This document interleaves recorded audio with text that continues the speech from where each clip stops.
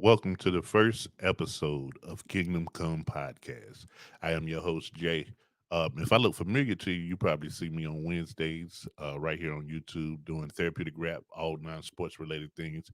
I'm also part of Full Pedal Friday of Man Down Sports, where we talk NBA, football, all kinds of sports. But this right here is a little different. This is all Chiefs, nothing but Chiefs news, highlights, media, things of that nature. Uh, I'm from North Carolina, but I have been a diehard Chiefs fan for my whole entire life. But that's enough about me, man. Let's get right on into it.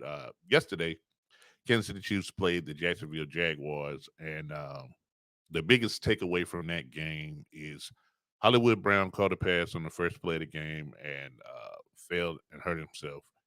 Let's hear what Andy Reid had to say about Hollywood's injury.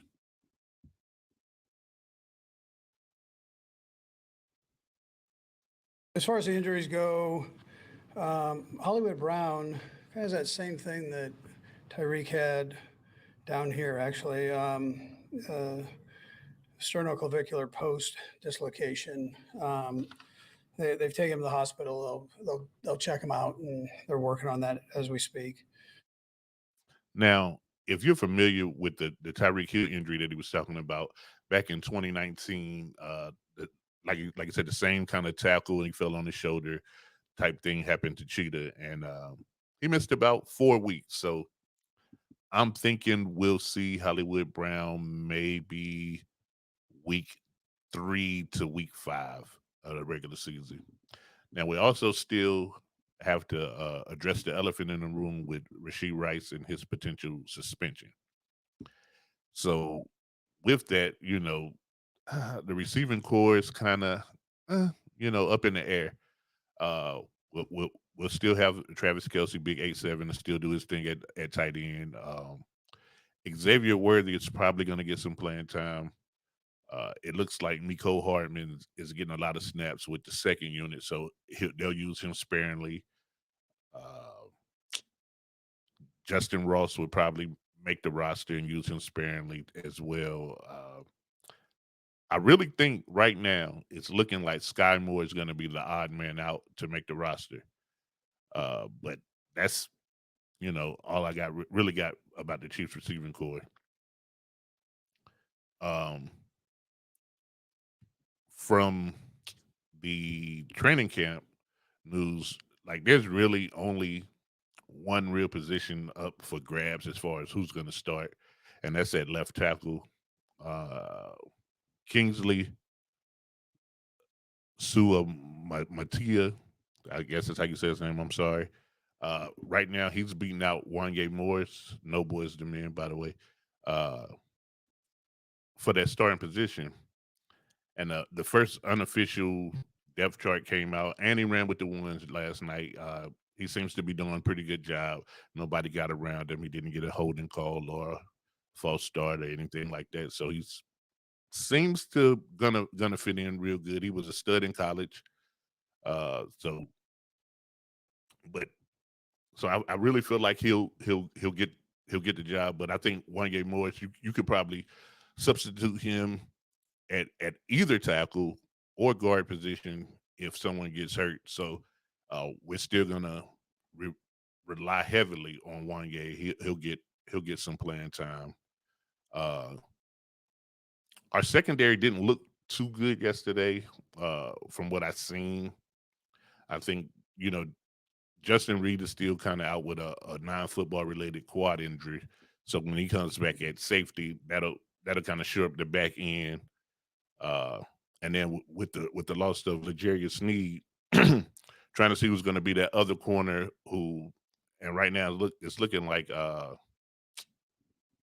Watson uh, should start, but somebody to take the other side of the field because we know Trent McDuffie is gonna lock his man down. We know Trent is pretty much a no fly zone. So once they share that up, the linebacking core looks good. You know that front four is gonna be monstrous on defense. So I think everything will be good. Um, like I said, that's pretty much all I got for today. However, I'll continue to watch, and I'll drop videos as things happen. I think they'll start making roster cuts a little bit mid next week. Uh, and again, I think as far as making the team, uh, the receiver room, there may be a cut to a guy that we know and love. There may not have to be. Uh, Andy Reid typically keeps 7 receivers. And 10 offensive linemen.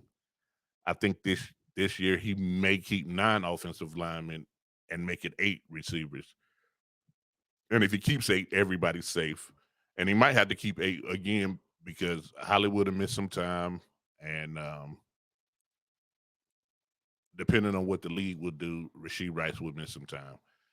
But the second unit offensive line didn't look that good, so I mean they got to play good. Now there was one standout guy from yesterday, and his name was Steele.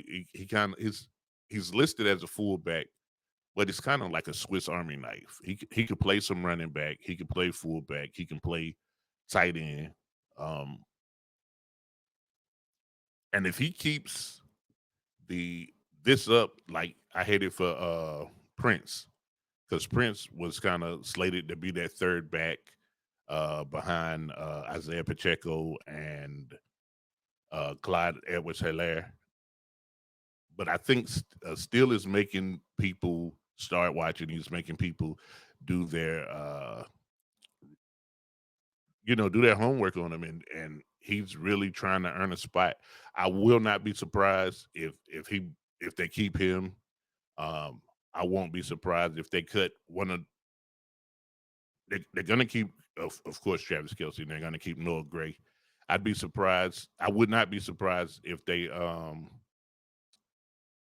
get rid of Irv Smith, who they just brought in as a free agent pickup, but because everything that Irv Smith can do, this Steel kid can do, and he's a rookie, and he's pretty good, and he can do more. He can do some fullback things that we've never seen Smith do. So again, that's just something to keep your eye out on for the next couple of weeks as we get through the preseason.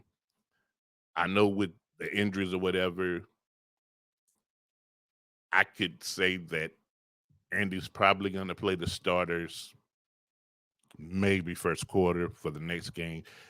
He'll probably say that he's going to play them the first half, but if they get off to a good start offensively and defensively, he sees 2 or 3 good drives, 2 good drives from the offense, 3 good drives from the defense.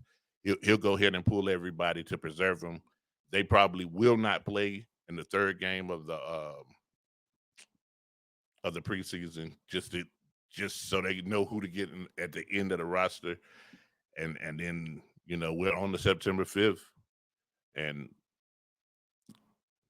the Baltimore Ravens come into the house, and we'll see what happens there.